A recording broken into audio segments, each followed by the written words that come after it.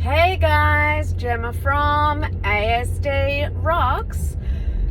So, an interesting question I was thinking about is, who the hell am I to be doing all of this and telling you all this stuff, right? And I thought I'd give you guys a bit of a background on who I am, what I've done, where I've come from, and how I ended up doing this. So the first thing to know is I am not a developmental pediatrician, okay? And I'm just a mum trying to help people understand the world that I certainly didn't understand when I got a diagnosis. So my history is that when I was in my late teens, I started skiing. I started a professional career skiing, and I did that 300 days a year in the northern southern hemisphere. I was based in Australia when I was in the southern hemisphere, and when I was in Europe I was usually in France, and if I was in America I was in Wyoming, Colorado. So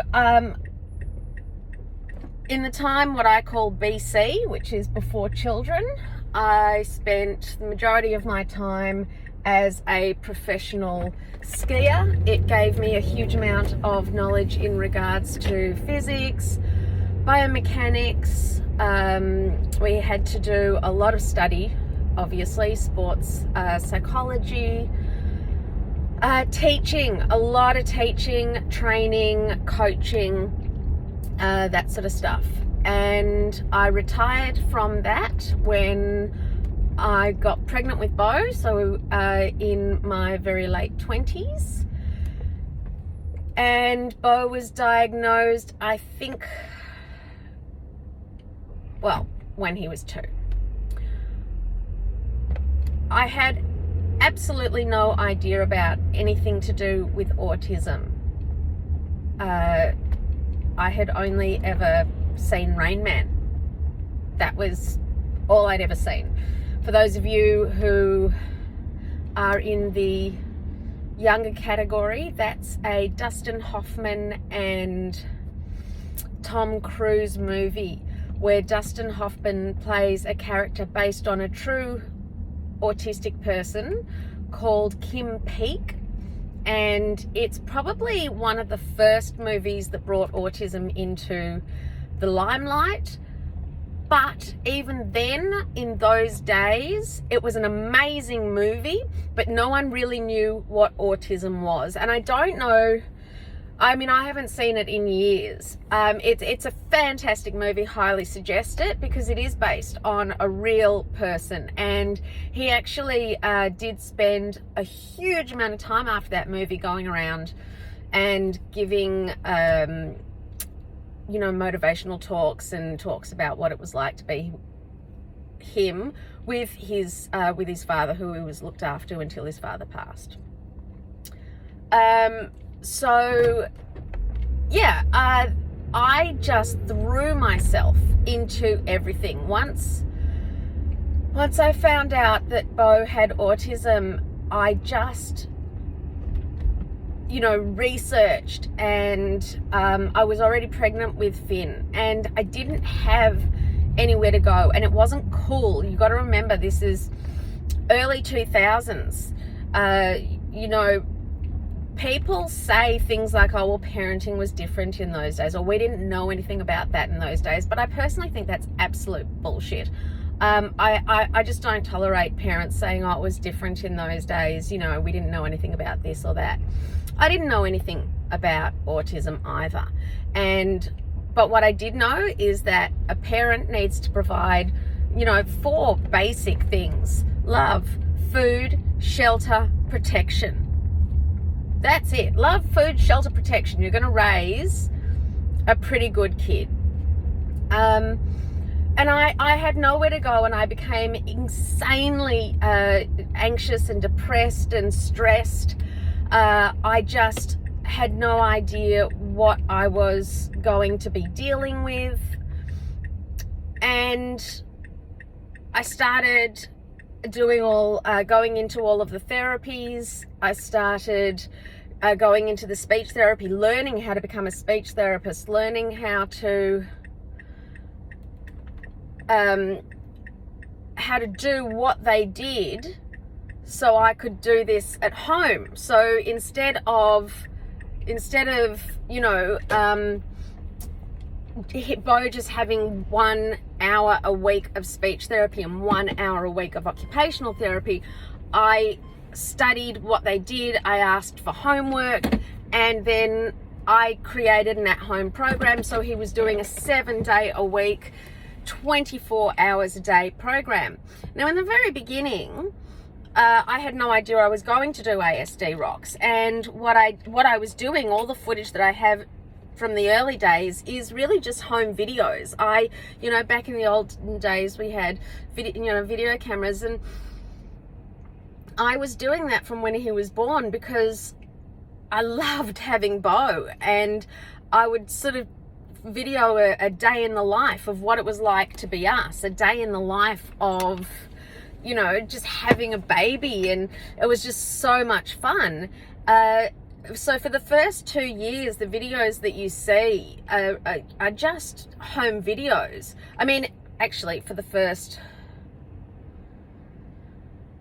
7, 8, well, I don't know, I only started 5 years ago. So for the first 10, 11 years, they're all just home videos that I've edited together. It's not until I was editing those videos together that I realized, oh my God, if this had been available to me when I had a diagnosis, if I could actually watch and see how a mum, not only was coping emotionally, but how they were getting their kid to develop, what their child looked like when they were young, because one of the things, they would send us to support groups. They would, there's a support group, which was absolutely useless for me, because quite frankly, when your kid is young, non-verbal, routine-based, OCD, all of these things, getting out of the house at all is impossible. So going to a support group where there's 6 other mothers all sitting there with their eyes bags down here, and no one else knows what the hell is going on. They can't give you, I don't know, it's not support at all. And then putting 6 other autistic kids in the same room who don't want to be in a social environment is, it's so stressful for both the kid and for you, that support groups, quite frankly, were not doable. They gave you more stress and anxiety than they were worth. Plus the time of it always, Bo never ever had that really good sleeping routine. So,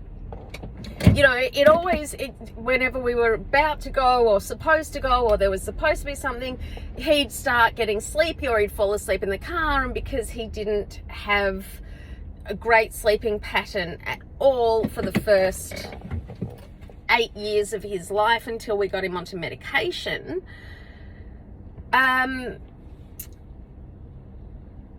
it was so inconvenient. It was so difficult to get out to these support groups. So to be able to access this kind of information online, to be able to know that I wasn't alone, know what it was like for other people at home, not in these contrived situations of, an hour a week where you'd be crossing paths, and one other kid would be doing better than yours, so you felt shit, or your kid was doing better than someone else's and progressing, and so you still feel shit for those people. And it's just, it's a nightmare. It's an absolute nightmare. And I thought, I've got all this stuff, I've been through the stress, depression, anxiety, the nervous breakdowns, the way it affected our family, the whole family, not just my immediate family, but the breakup of relationships that came from,